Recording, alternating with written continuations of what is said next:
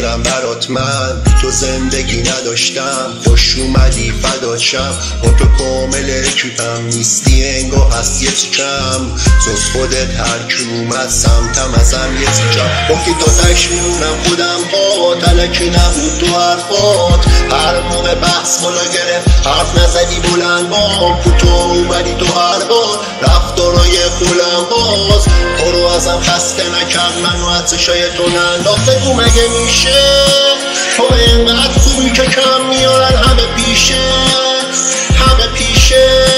بگو مگه میشه بکن یه درصدش بین تو زد نمیشه، نمیشه.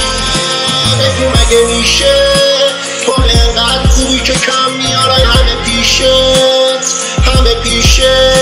بگو مگه میشه بکن یه درصدش بین تو زد نمیشه، نمیشه.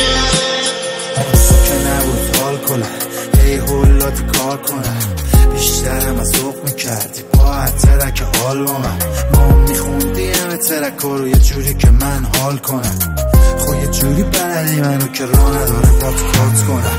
به تو میرسه چون اصلا نبودی شبیه قبلی ها، به تو میرسه عکسای دو نفرمون در بیاد. چطوری مثل کسی از پسم بر بیاد، یه قولی بده یه وقت نشه بشی مثل بعضی ها. بگو مگه میشه تو اینقدر خوبی که کم میارن همه پیشت، همه پیشت.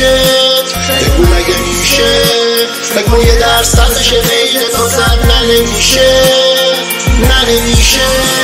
بگو مگه میشه تو اینقدر خوبی که کم میارن همه پیشت، همه پیشت.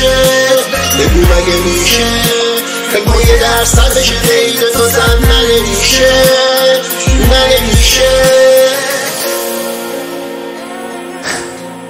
آرمین